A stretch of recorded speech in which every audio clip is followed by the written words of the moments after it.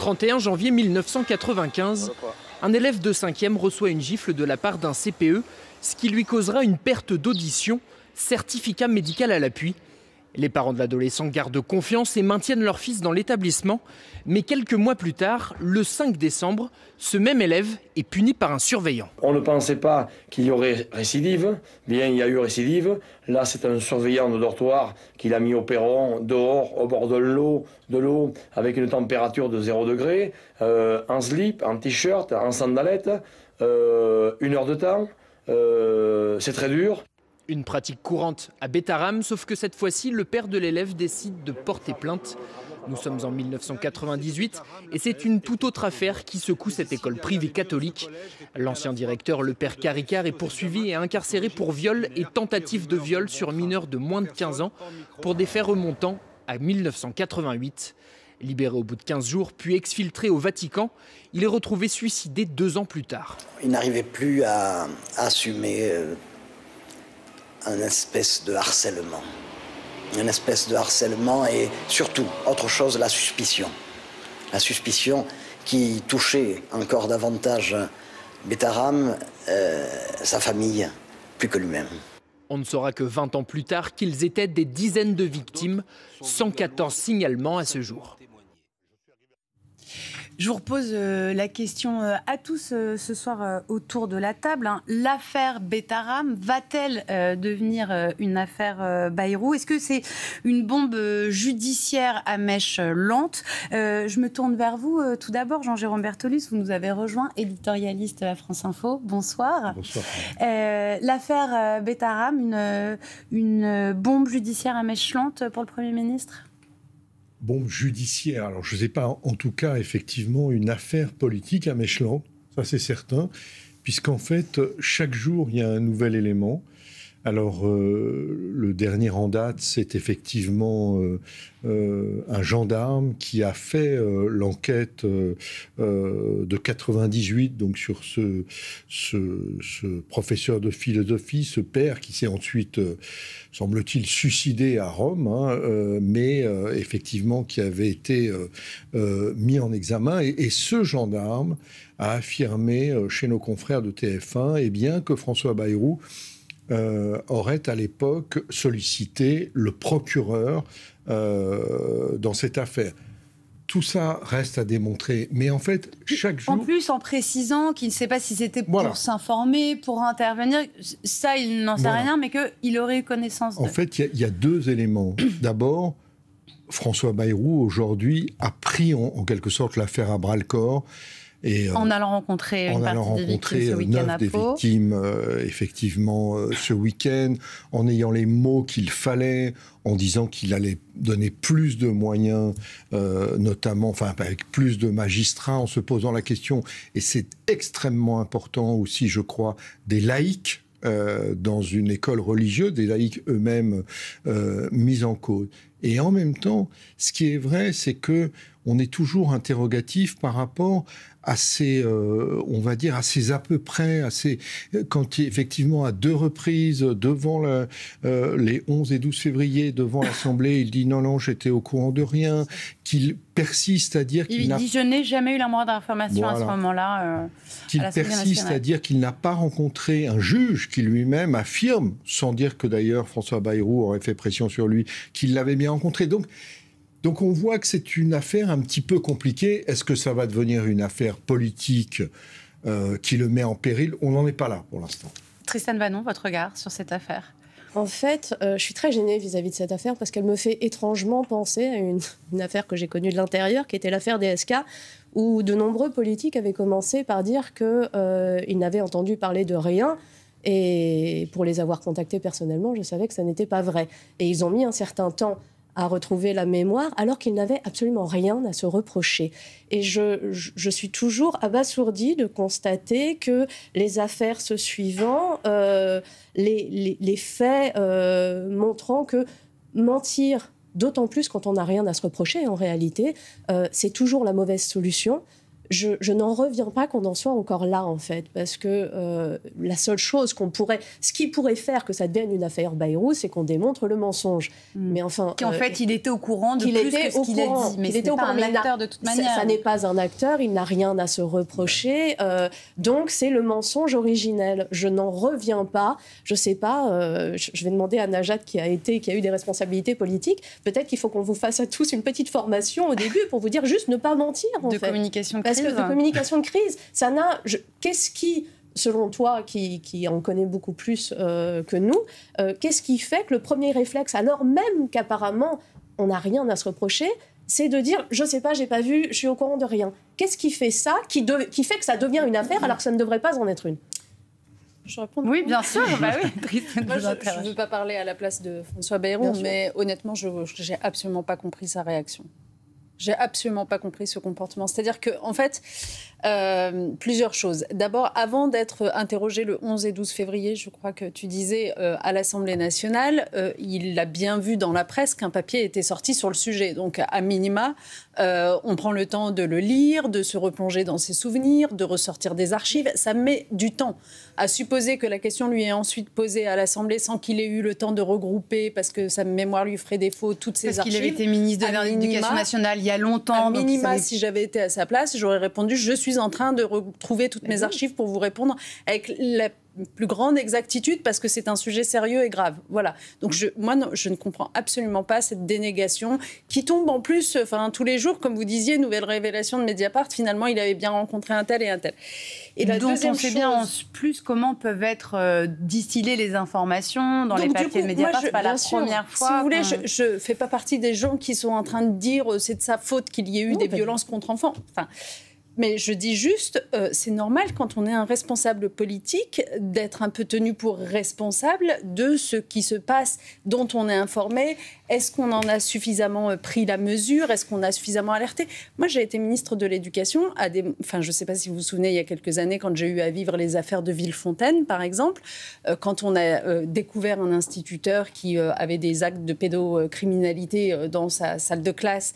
Eh bien, je veux dire, ça a déclenché chez moi et dans mes équipes, à ma demande, sous mon impulsion, un énorme sursaut, une énorme transparence sur ce qu'on faisait. On est allé fouiller, on s'est rendu compte que les liens entre l'Éducation nationale et le ministère de la Justice étaient si faibles que les informations ne se passaient pas d'un ministère à l'autre. Et donc, dans notre Éducation nationale, on pouvait avoir des enseignants qui avaient été condamnés par la justice sans qu'on le sache. C'est ce que j'allais vous dire, Najat Vallaud-Belkacem, parce que vous, à l'époque, il y avait eu 30 enseignants qui étaient alors sortis de l'Éducation nationale, mais pourquoi, parce que vous aviez vu justement qu'il y avait ces difficultés. Pourquoi enseignants sortis? Parce que quand on se rend compte de cela, on revoit toutes les règles. Je me souviens notamment de deux choses. La première, c'est que je dis, puisque visiblement, nous n'avons pas les casiers judiciaires de l'ensemble des enseignants et personnels non enseignants qui travaillent pour nous, donc nous ne savons pas ce que vous voulez dire, et c'est très intéressant pour comprendre et aussi comprendre ce qui a pu se passer à Bétharram et pendant des années, c'est-à-dire que d'un côté,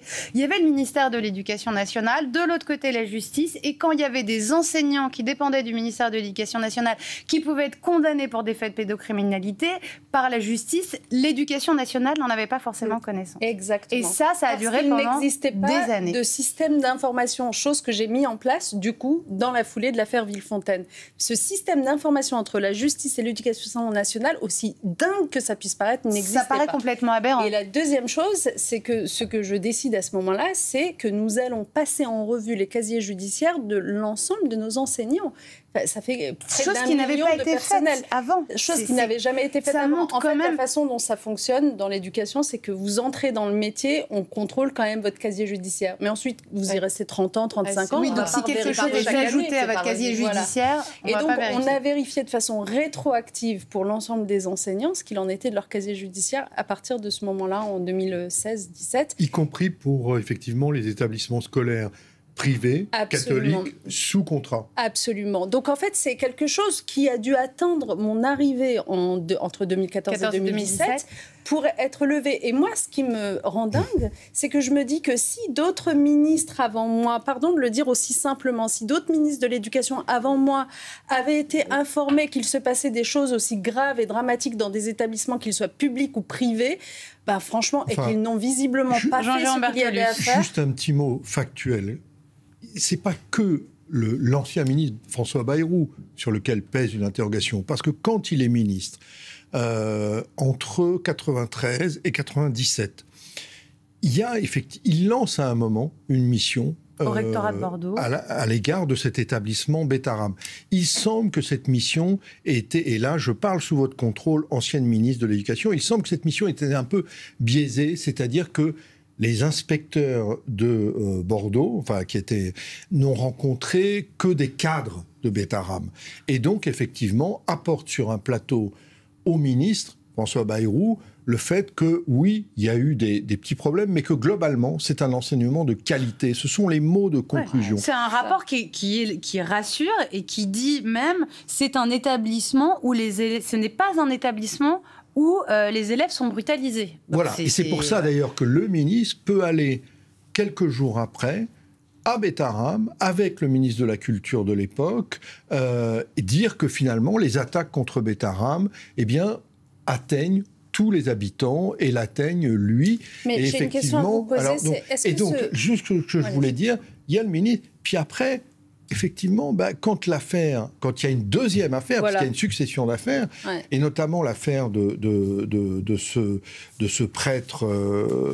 Parce que la première affaire, pour que les choses soient claires pour nos téléspectateurs, la première affaire, c'est une affaire de violence physique, d'une claque très forte portée Avril 96, à un élève. Et ensuite, la deuxième affaire est une plainte portée pour des agressions d'ordre sexuel, et ça, c'est en 98 pour viol. Absolument. Et ça, c'est dans un deuxième temps.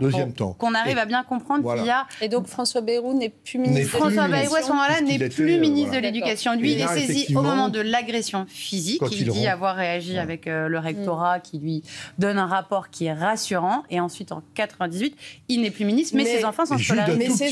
Et je termine juste d'un tout petit mot. Donc, quand il rencontre le magistrat, en tout cas, le magistrat dit qu'il l'a rencontré, il n'est plus ministre, mais il est quand même maire de Pau, député et président du conseil départemental. Donc, cet établissement est une institution, il la connaît pas forcément sur ses dérives extrêmement graves, mais elle est très connue. Je vois ce que c'est quand on est élu local, on connaît évidemment les établissements de son territoire. Et puis arrêtez-moi si je me trompe, et je ne sais pas si l'info a été vérifiée, mais elle a été rapportée par de nombreux journalistes.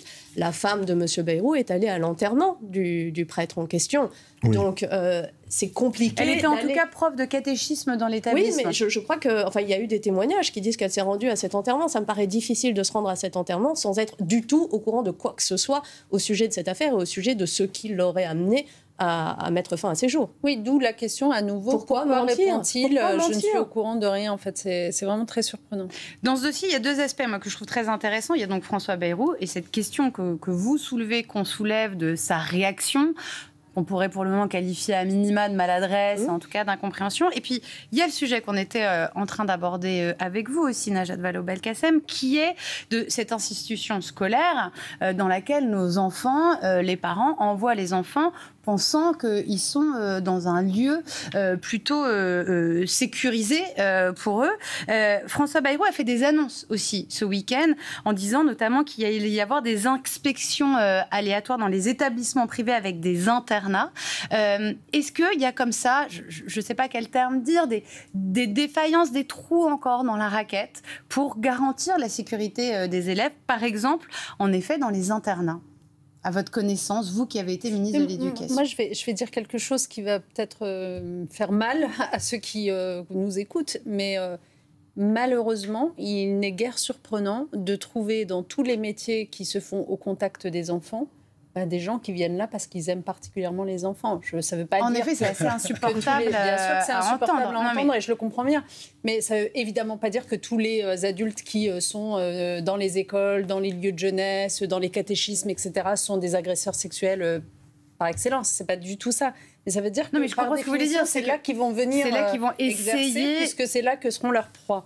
Donc, une fois qu'on a compris ça, il faut vraiment juste mettre en place un cadre de contrôle, de vérification extrêmement régulière et surtout d'attention à la parole des enfants. Et selon vous, est-ce qu'il est suffisant aujourd'hui ? De ce que vous connaissez de votre passage à l'éducation nationale, des difficultés que vous avez peut-être rencontrées. Vous vous souvenez de ce que la Civise a fait comme travail sur notamment l'Église catholique, les catéchismes, etc. Pardon, la SIAZ. Qu'est-ce que j'ai dit? La Civise. Ah pardon, c'est la SIAZ sur l'Église catholique. Moi, elle ne le dira pas sans doute, mais moi je me souviens surtout quand vous avez essayé de mettre en place les ABCD de l'égalité, qui permettaient une sensibilisation des jeunes et donc possiblement... On rappelle ce que c'était. C'était des cours qui étaient donnés dans les établissements scolaires pour justement apprendre l'égalité entre les genres. L'égalité, se connaître, savoir ce qui est autorisé, pas autorisé, le principe du consentement. Il y a eu une levée de boucliers, notamment de certains professeurs, de certaines familles, de milieux conservateurs.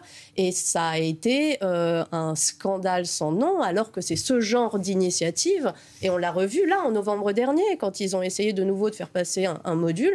À chaque fois, il y a des levées de boucliers, mais pas que de l'extrême droite, comme ce qu'on lit dans les journaux, pardon, mais aussi des familles, des religieux, mais pas que, des conservateurs. Et puis tout simplement, faut pas se leurrer non plus. C'est-à-dire que les violences faites aux enfants, c'est aussi une question de familles dysfonctionnelles. Donc évidemment, ces familles n'ont pas forcément envie qu'on apprenne à leurs enfants ce qui est autorisé et ce qui ne l'est pas. Donc, et donc on a un problème de sensibilisation des jeunes, parce qu'une fois qu'ils sont sensibilisés, on peut essayer de les rendre capables de faire remonter la parole et de faire remonter ce qui pourrait leur être fait. Antoine Bueno. Est-ce qu'on va en venir à mettre des caméras dans toutes les salles de classe, dans tous les couloirs, dans tous les halls, ça coûte cher. Pourquoi vous parlez de caméra, Antoine? Parce que vous demandiez à Najat si le système était suffisamment bien fait pour éviter ces dérives, etc. Il me semble que humainement, c'est très compliqué d'arriver, alors on peut sans doute améliorer, mais d'arriver au risque zéro, c'est strictement impossible. On est dans un cadre humain. Le risque zéro qu'un cinglé descende dans la rue et poignarde 4 personnes est évidemment nul, sauf si on recourt à la technologie. C'est pour ça que je pose cette question. Le seul moyen, mais là c'est une question de choix de société et de civilisation, c'est de mettre des caméras partout, si possible avec du traitement de big data, des signalements automatiques. Alors là, vous auriez zéro problème. La technologie est là pour ça. Est-ce que vous répondez à cette proposition Dans les faits, c'est ce que font un certain nombre de parents qui, plein de suspicions envers la nounou, par exemple, qui garde leur enfant à domicile, allument de plus en plus. Oui, alors c'est pas pareil. C'est pas pareil. Parce que Antoine, il dit au sein de l'éducation nationale, des caméras de vidéosurveillance dans toutes les salles de classe, par exemple. Et puis surtout, là, quand la nounou, elle abuse, on n'est pas toujours devant la caméra pour le constater, alors qu'un tel système lancerait des alertes automatiques. Mais là, c'est vraiment Big Brother. Il faut s'interroger. On a des moyens aujourd'hui d'effectuer une surveillance et donc d'avoir un zéro risque. Ça devient possible dès qu'il y a un geste suspect. Vous savez, on installe des systèmes comme ça, par exemple, pour détecter les vols aujourd'hui. Un geste suspicieux d'un client dans un grand magasin, dans un supermarché, est repéré, reconnu par l'intelligence artificielle. Donc moi, je pose la question, ça ne coûterait pas si cher, surtout si on considère que... Vous imaginez un prof faire cours... c'est ce qu'il dit, c'est un choix de société. Je dis pas que je suis pour ça. Je dis juste qu'à un moment donné, il faut savoir ce qu'on veut, il faut tout mettre sur la table et peut-être avoir un débat démocratique. De multiplier les inspections, simplement. Celui qui attaque aujourd'hui, c'est un député de la France Insoumise.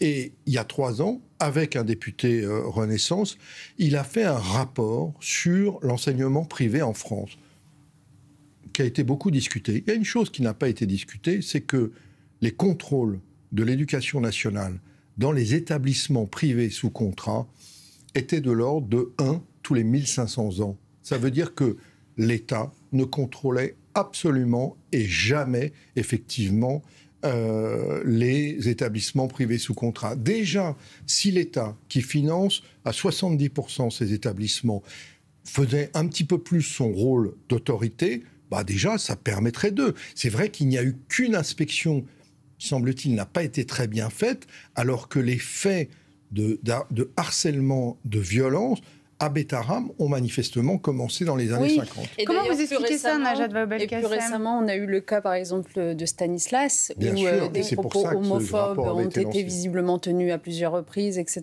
Et il ne s'est rien passé. Et pourtant, il y a eu un rapport d'une inspection qui a dormi très longtemps, ce rapport sur le bureau du ministre. Enfin, moi, je pense vous confirmez que ces établissements scolaires privés sous contrat, comme dit Jean-Jérôme Bertolus, qui sont pas assez inspectés. Pas assez inspectés. Oui, bien sûr. mais pour des raisons très simples. Vous savez, l'éducation, c'est pas très compliqué en fait. Si on n'a pas de professeurs remplaçants des professeurs absents, c'est qu'on n'a pas de vivier de professeurs pour remplacer les absents. Si on n'a pas de formation suffisante des enseignants, c'est qu'on n'a pas de vivier de professeurs pour les remplacer quand ils se forment. Si on n'a pas d'inspecteurs, bien sûr, c'est qu'on n'a pas de personnel pour le faire, bien sûr.